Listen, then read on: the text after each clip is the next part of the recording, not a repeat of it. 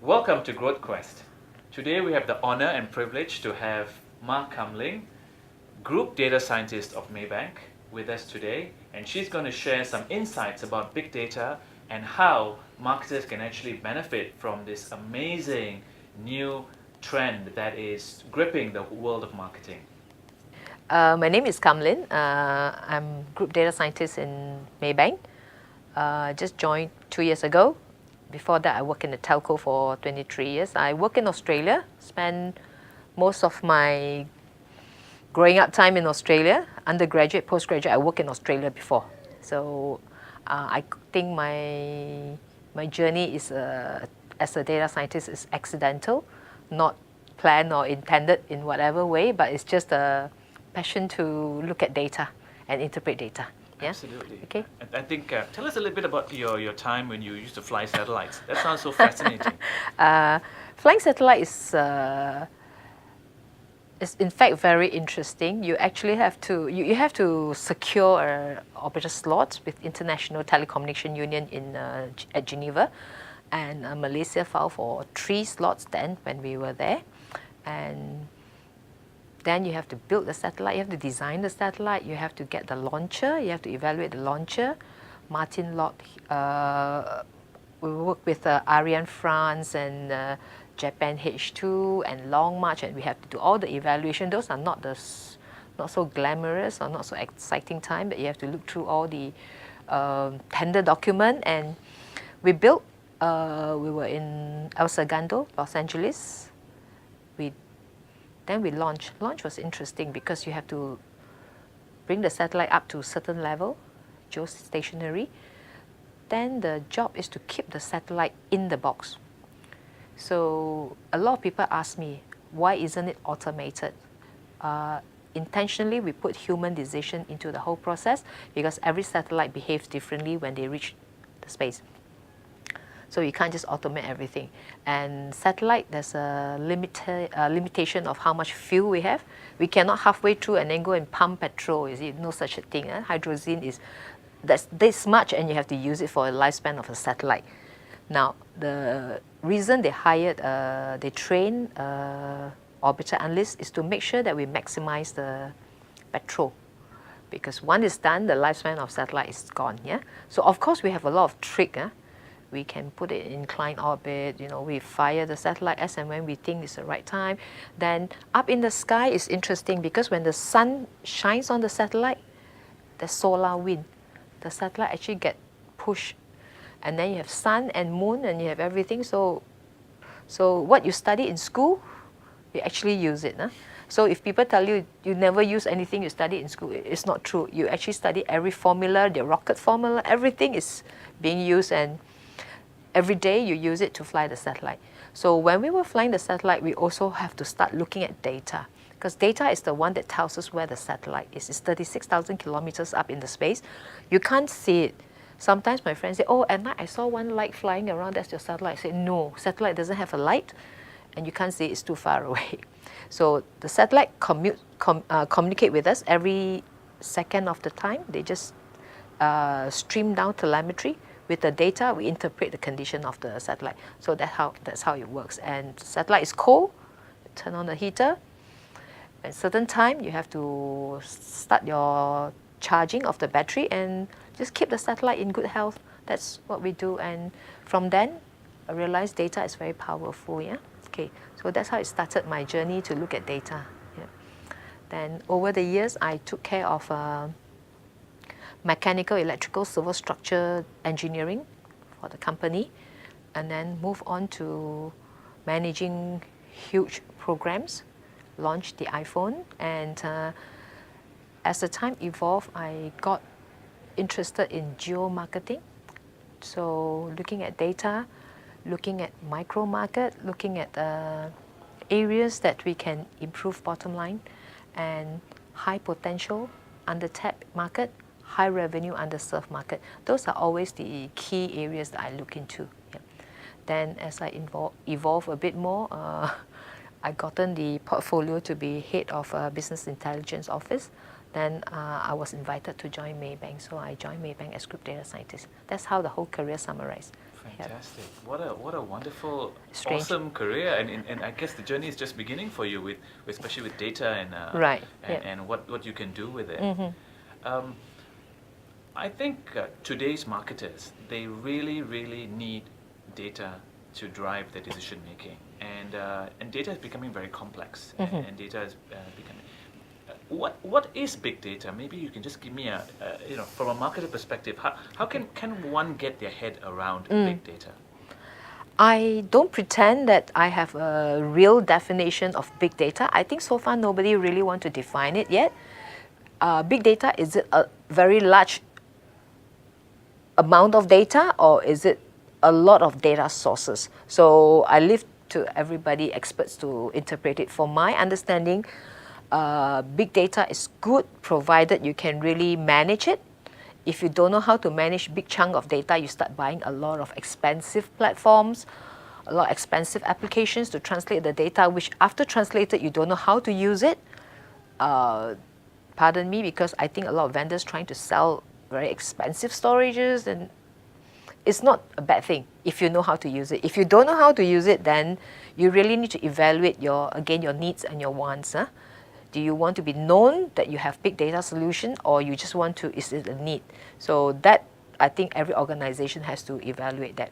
Now, again, big data for me is valuable data. I've met some very learned professors that they actually use big data. What they're doing, one of the efforts that international effort they're doing is they track like 300,000-400,000 of fast-moving consumer goods in every country. Okay, so they track every day, every second, every hour they track. So from that trend, you can actually understand the movement of the stock, the demand, and so on and so forth, expiry date, and all those parameters. Those, I think, is big data because they combine it with the local environment, local market condition, economy of the country, and so on and so forth, and the company that selling it, and and the local GDP, that the affordability of the consumers and towards all these goods, and so on and so forth. Those are real complex mathematic models that fully utilize the big data. In a smaller outfit or a smaller, more controlled environment, we really have to think, do we have that intelligence to run that? Do we need that type of data? Can you secure that data source, or can you just buy off the shelf, which you question where the sources come from? So to that extent, marketers wants to use data, they need to also understand their own capacity, their own market. What do you want to do? Yeah, doesn't mean you want a vehicle, you buy a Rolls Royce. Yeah, sometimes a small little car would do, and sometimes you do need a Rolls Royce. Yeah, so that's my opinion about big data. Not so much of we want it, or you may not know how to use it. Yeah. Absolutely. So that's how I interpret big data. My exposure is very limited. I work in a telco for 23 years. I work in a bank now. But as far as I understand, telco data is very rich. So currently work in a bank, also very rich. Yeah. Okay. No pun intended, but it's very rich. Okay. So when you look at data, so I was thinking that the previous company, I look at about 10-12 million customers' behavior. In the bank, I'm looking at another 13-14 million customer. So the country has about 35-33,000 million. So I'm reading 2/3. There are overlaps. So I'm reading customer behavior. I get very intrigued with the Malaysian consumers' behavior after reading the way they spend. Now I look at the way they own or manage the money. So that sort of trigger which company should I work for next to have that complete cycle. Huh? So that's what I feel. Yeah, it's really a privilege to get to read all this data. But as a data worker, as a professional, we kind of swear by blood that we will not divulge anything that we see. And most of the time, I'm the only one that sees the data. So I can get very excited by myself. But what data scientists should do, We interpret it, we mask everything. We will show the hindsight, as I mentioned, and the insight and the foresight with the decision makers and tell them that this is what's happening, this is what happened. We think that this is what will happen with this condition, or if you tweak this, this will happen. But if the market condition change, will be this. But if the market dynamics change to that side, I show you the full range, you know. So we simulate model to show them. So we wanted to, the intention is to make sure that decision makers are making decision on fact-based decision. So they can look at the whole thing, inform decision, they inform. If I move the dynamics this way, so therefore the visualization you were talking about is very dynamic. I can simulate that if the economy is like this, this is what happens. If economy is like that, with this segment, this is a reaction. With that segment, so what do you want to do, marketers? So data scientists will not be able to recommend what to do. They can tell you what is going to happen with all this permutation. So marketers and the CFOs, the CMOs, you make decision. So that's how it operates for my understanding. Yeah, from my understanding. Right. Okay. Now, in terms of the data itself, you work in financial services now. It's a highly regulated environment. Of course. How is that impacting your collection of data and your interpretation of it? As I mentioned, we make sure all data are masked, and we have to make sure that the PDPA compliance is in place.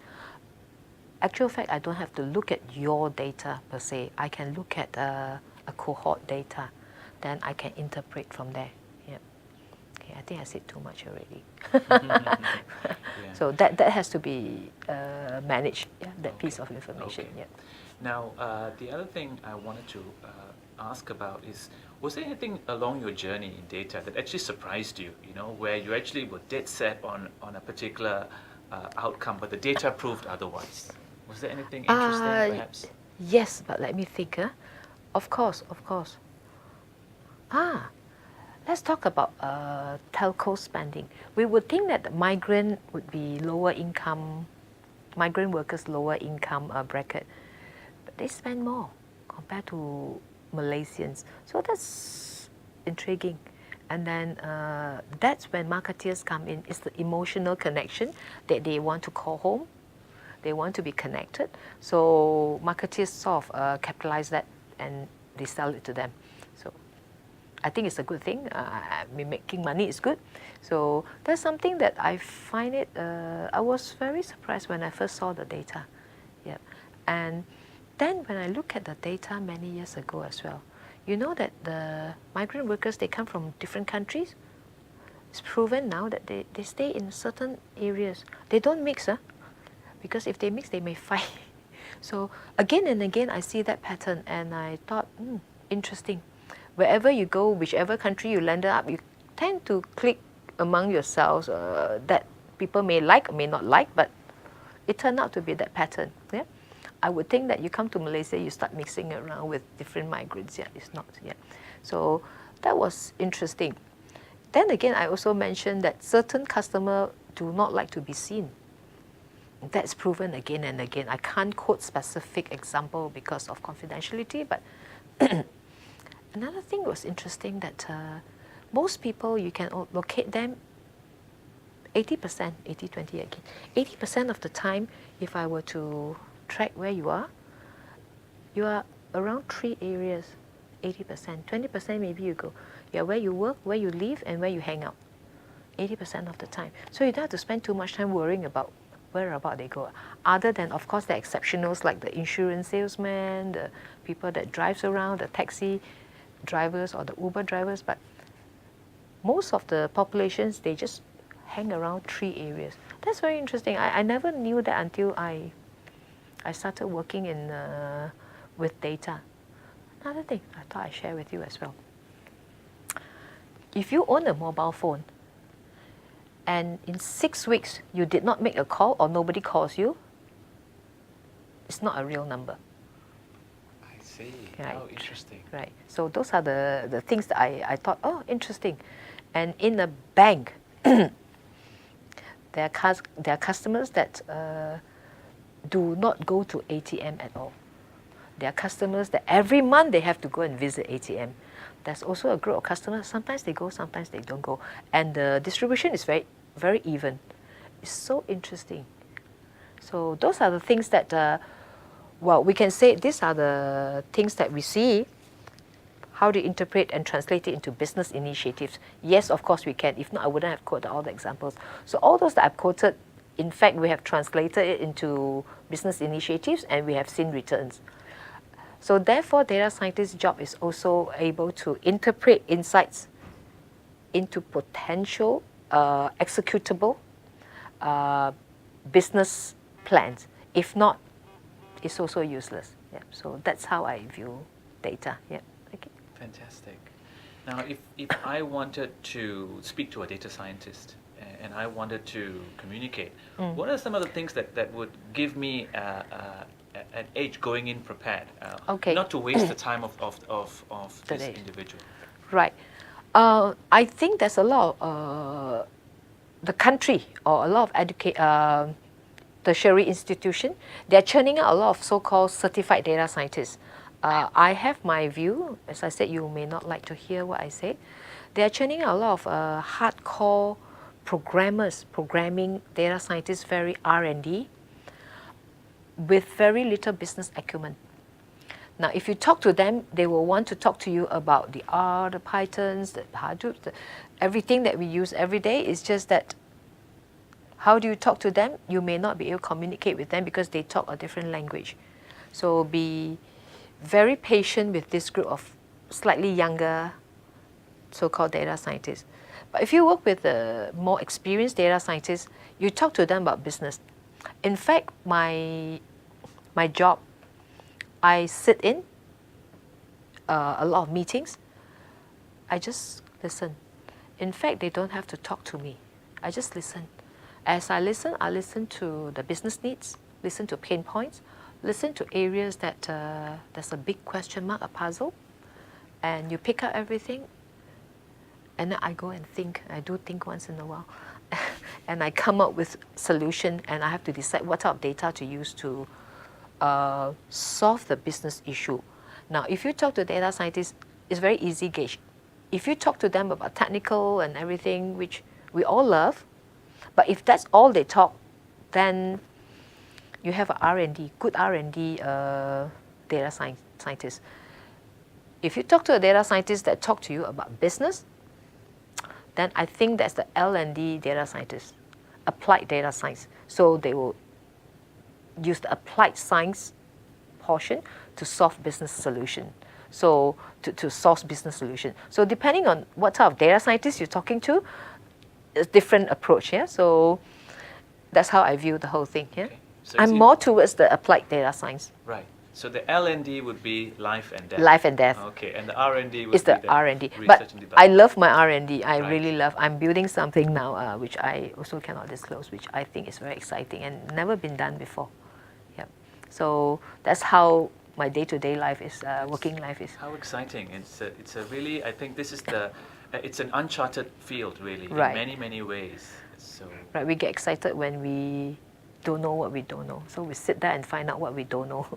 It's a bit silly, but that's how it goes. Yeah, it's good, and not every organization is ready to have this data science culture, unless the top management. I'm not talking about senior management. I'm talking top management. Give you full support. It's very hard to institutionalize a data science team in the company if they don't understand, because that data science team will disrupt some of the things. They will tell you that this is what you have been doing. We think may not be the way. So are you open? Do you have an open mind to listen what they have to say? And data scientists likes to be challenged. Yeah? They like to, if you tell them it's wrong, it's okay. Data scientists usually take skin. They will just, okay, they will go back and understand. And if they make a mistake, data scientists have to admit it, because sometimes they overlook a certain aspect, certain parameters that they did not incorporate. They have to quickly do it.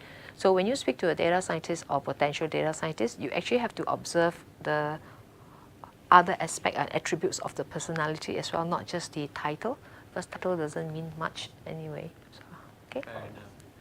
How could marketing actually help a data scientist? What sort of how could they prepare and give them all the information they need? What would be the way forward? Marketing. I think important for me, I'm just speaking for myself. Marketers, most important, do you know your key strategy? What is your strategy pillars?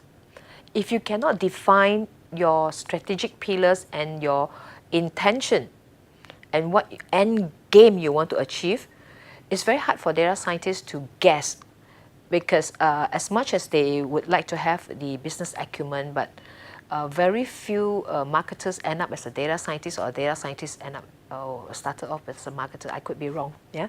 So data scientists, a lot of them with a lot of technical background. Yeah. So they may be exposed to business operations and marketings and sales, which I happen to be lucky enough to got hold of that exposure from very kind supervisors that I've had so far. And unless you can tell what are you trying to do, they will find you a solution. If you do not know what you want to do, you just leave it to them, they will R&D forever. So what you can help is you probably need to know your business, and hopefully you educate them about your business, because as I said, the new breed of data scientists probably do not have the business acumen, fresh out from uni. And I still do not know at what point you are qualified to be called a data scientist, and when you are, because I have a team that I have data engineers, I have data analysts, I have data architect, I have different team members supporting me. So I'm the lucky one, yeah. So that's how I view it, yeah. Marketers are very flamboyant, in my view, very flamboyant, very free-spirited. You can't talk to a data scientist in that manner too much, because you go all over the place, they go all over the place, and you never achieve anything. Yeah. Okay. Okay, that's a good insight.